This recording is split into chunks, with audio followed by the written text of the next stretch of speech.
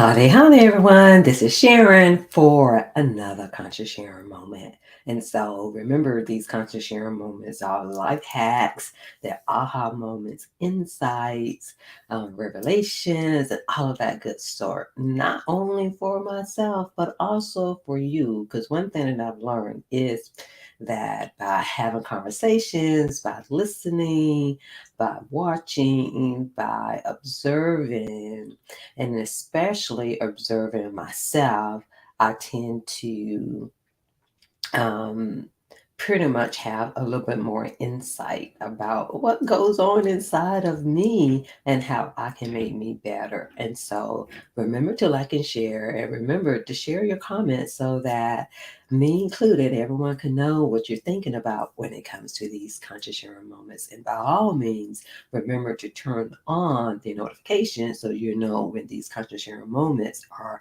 activated or on, because of the fact they are spontaneous. I may, come on around about the same time, but it's not. Because you know why? This is how life is. Life is about making adjustments. Life is about sometimes not always knowing what comes on up, but not knowing when something comes up, but to be able to look forward to it. And so train yourself for that, not to always be, oh, at 10 o'clock, we're going to see this and you can expect this. How about, hey, on this day, or maybe the next day, I get to see something spectacular, and to be able to rest assured that that is where your heart is, your mind is, and your spirit. And so let's go ahead and get started with this conscious sharing, conscious sharing moment. So, with this conscious sharing moment, what we will talk about is building muscles, but actually, it's not these muscles, even though it does. I guess to say they do have something in common. They really do. But it's more so in building your emotional muscles. One thing that I do want to share with you is that repetitive thoughts, experiences rewires the brain. Again, that's repetitive thoughts, experiences, and behaviors rewires your brain. And whatever rewires the brain, it pretty much it creates patterns. And this is where our habits are coming from. And wherever patterns are created, then the next thing you know, we're, you're doing things sometimes you may not even want to do. And again, this is even when it's positive or negative, words, positive, negative thoughts or behaviors or experiences. And so I'm going to go ahead and read something for you. It's repetitive experiences, thoughts, and behaviors. Positive, negative rewires the brain. What rewires the brain creates patterns, our habits, and impacts your body. So, whatever rewires the brain, it impacts your body. And what impacts your body impacts your nervous system. This is the fight, flight, freeze. This is whether or not should you go or not, or should you rest. And what impacts your nervous system either boosts or weakens your immune system. And so I kind of just want to talk about building emotional muscles, because a lot of times, to be honest, we really do avoid it. I've even seen that within myself. I'm not saying that it's everyone, but again, I've talked before about uncomfortable conversations, hard conversations, and when things come up in our body. And that's one thing that I've come to realize, that a lot of us really haven't been taught when these sensations come in our body, that we tend to avoid whatever that's going on that's related to it. We pretty much know about excitement, we're excited. But then at the same time, on the opposite of excitement, it can be a nervousness. They really produce the same chemicals, but the difference is your state of mind that's attached to what's going on with your body.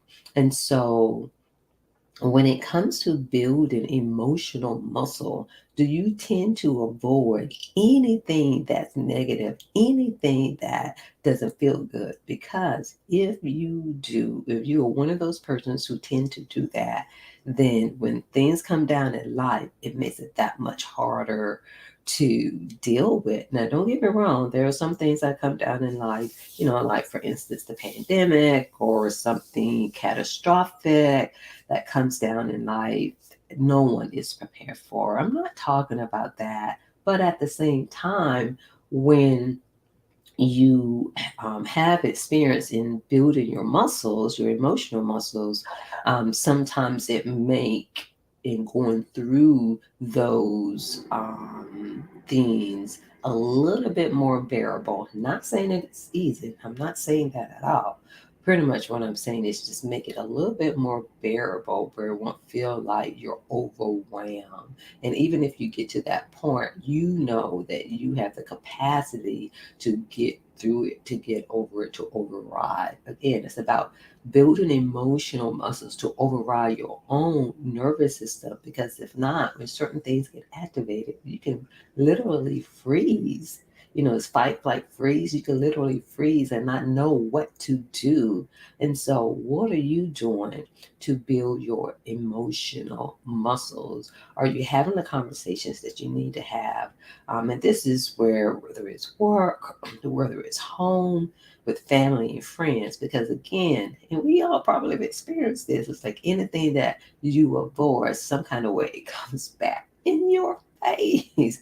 And so, by building the emotional muscles, that means is pretty much to be able to have conversations. I'm not going to say with ease, but to be able to have the conversation, period, where you're not running away and things are not always being misunderstood. It's to be able to stand in the fire. And the thing is, it's not even about standing in the fire for other people or other people's stuff. It's standing in your own fire when it comes to your own stuff. Because a lot of times, like in this society, it says, oh, go and get help, go and lean on other people, go and get support. Even those things can be very beneficial, but sometimes, and most of us experience it at some point in our lives, sometimes those individuals, support, or whatever it may be, whether it's, a loved one or friend, or it's a system, let's say go to therapy or appointments available, things of that sort. And so, what are you doing to build your own emotional muscle? Are you truly building it, or are you avoiding everything at any cost? Meaning, like, if it doesn't feel comfortable, what are you doing? Are you just avoiding it? Because anytime you avoid it, then when I call it life happens, when things come up, it makes it that much harder to really address. Because what it really is that you're really running away from yourself, your own perception. And even if you don't have a conscious thought about it, about something, it's subconscious. And so, remember earlier I said, repetitive experiences, thoughts or behaviors, rewires the brain. And so it's almost like if you interpret or avoid something, that gets interpreted as, oh, fire, fire, fire. And so you're going the other way. So this is why some people, you may have said, oh, they're always running away from trouble. They're not standing up. But are you running away from trouble? Are you standing up for yourself? Because that's the main thing, is for you to be able to stand again in your own fire. And the reason I talk about all of this stuff so much is because we really don't talk about it. We don't talk about it when it comes to family, your friends. We experience different things and have different perceptions about people, places, and things. And sometimes it may be on point, on key, and sometimes it's not. Sometimes it's our own um, perception about something.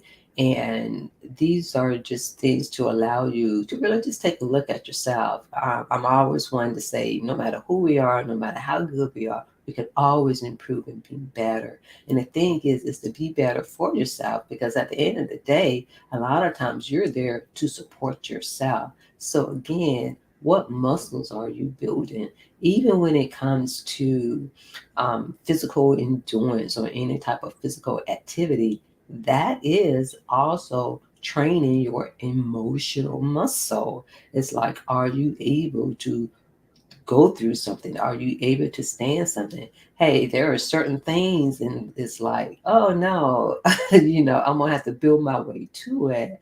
It's almost like, do you, let's say, in doing push-ups or sit-ups, you can do 100, and how do you choose to do that 100? Do you do 100 all at one time, or do you do it crickets in increments? And you get to choose that. But one thing I will say, I hadn't got to it yet. But if you're able to do it, once you're able to do it straight 100 times, that is where transformation really is. Now, don't get me wrong, doing it in increments, transformation is there for, but you really transform yourself, building those emotional muscles when you're able to go to the highest level as soon as possible. So go ahead and build that emotional muscle. Do not avoid anything. And in saying that and addressing things, with compassion, with grace, with your heart, and not as emotional. And when I say that, I'm saying that to myself, because even though on the outside world, I may not always present myself that way, but sometimes on the inside, it's like, ah. But anyway, that's getting better too. And this is what self care is all about. It's about building the emotional muscle. So, how do you build your emotional muscle? So, thank you for listening to this constant sharing moment. Remember to like and share, and remember to share your thoughts in the comments as well.